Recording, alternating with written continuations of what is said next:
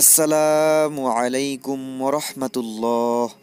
প্রিয় সহজ পথের শ্রোতা বন্ধুরা, আশা করি সবাই মহান আল্লাহ তাআলার অশেষ মেহেরবানি ও দয়ায় ভালো আছেন। মহান আল্লাহ তাআলা তার কোনো বান্দার উপর জুলুম করবেন না বিদায় তিনি জাহান্নামকে বিভিন্ন স্তরে ভাগ করেছেন এবং স্তরভেদে আযাবের তারতম্য সৃষ্টি করেছেন।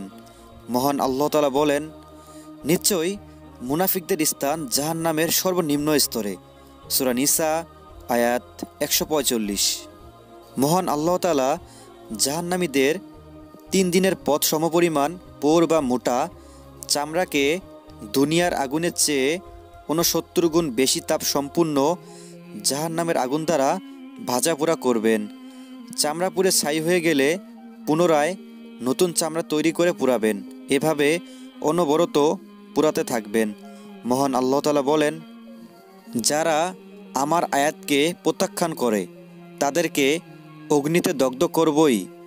যখনই তাদের চর্ম দগ্ধ হবে তখনই তার স্থলে নতুন চর্ম সৃষ্টি করব, যাতে তারা শাস্তি ভোগ করে। আল্লাহ পরাক্রমশালী প্রজ্ঞাময়। সূরা নিসা আয়াত ৫৬। মহান আল্লাহ তাআলা জাহান্নামীদের মাথার উপর এমন গরম পানি ঢেলে শাস্তি প্রদান করবেন যার পরে অধিক গরম করা সম্ভব নয়। মহান আল্লাহ তাআলা বলেন, যারা কুফরি করে তাদের জন্য প্রস্তুত করা হয়েছে আগুনের পোশাক, আর তাদের মাথার উপর ঢালা হবে ফুটন্ত পানি, যা দ্বারা তাদের পেটে যা আছে তা এবং তাদের চর্ম বিগলিত করা হবে। সূরা হজ আয়াত ১৯-২০। মহান আল্লাহ তাআলা বলেন, যে কেউ অসৎ কর্ম নিয়ে আসবে তাকে অধোমুখে নিক্ষেপ করা হবে অগ্নিতে এবং তাদেরকে বলা হবে, তোমরা যা করতে তারই প্রতিফল তোমাদেরকে দেওয়া হচ্ছে। সূরা নামল আয়াত ৯০। মহান আল্লাহ তাআলা আরও বলেন, হায় যদি কাফেররা সেই সময়ের কথা জানত যখন তারা তাদের সম্মুখ ও পশ্চাৎ হতে অগ্নি প্রতিরোধ করতে পারবে না এবং তাদেরকে সাহায্য করাও হবে না।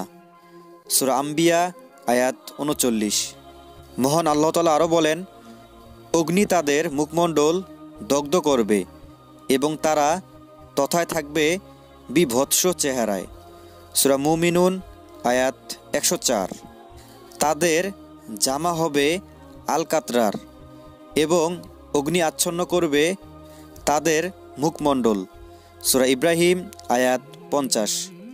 যে ব্যক্তি কিয়ামতের দিন তার মুখমণ্ডল দ্বারা কঠিন শাস্তি ঠেকাতে চাইবে সে কি তার মতো যে নিরাপদ? সীমা লঙ্ঘনকারীদেরকে বলা হবে, তোমরা যা অর্জন করতে তার শাস্তি আস্বাদন করো। সূরা জুমার আয়াত ২৪। অন্য আয়াতে মহান আল্লাহ তাআলা আরও বলেন, যেদিন তাদের মুখমণ্ডল অগ্নিতে উলট পালট করা হবে সেদিন তারা বলবে, হায় আমরা যদি আল্লাহর আনুগত্য করতাম এবং রাসূলের আনুগত্য করতাম। সূরা আহজাব আয়াত ৬৬। মহান আল্লাহ তাআলা আরও বলেন, যারা অস্বীকার করে কিতাব ও যা সহ আমার রাসূলকে প্রেরণ করেছি তা, শীঘ্রই তারা জানতে পারবে যখন তাদের গলদেশে বেরি ও শৃঙ্খলিত থাকবে তাদেরকে টেনে নিয়ে যাওয়া হবে ফুটন্ত পানিতে, অতঃপর তাদেরকে দগ্ধ করা হবে অগ্নিতে। সূরা মুমিন আয়াত ৭০-৭২। মহান আল্লাহ তাআলা আরও বলেন, কিয়ামতের দিন আমি তাদেরকে সমবেত করব তাদের মুখে ভর দিয়ে চলা অবস্থায়, অন্ধ মুখ ও বধির করে, আর তাদের আবাসস্থল জাহান্নাম। যখনই তা স্তিমিত হবে আমি তখন তাদের জন্য অগ্নিশিখা বৃদ্ধি করে দেব।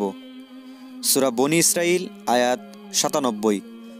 মহান আল্লাহ তাআলা আরও বলেন, অপরাধীরা বিভ্রান্ত ও বিকারগ্রস্ত যেদিন তাদেরকে উপর করে মুখের উপর ভর করে টেনে নিয়ে যাওয়া হবে জাহান্নামের দিকে সেদিন বলা হবে, জাহান্নামের যন্ত্রণা আস্বাদন করো।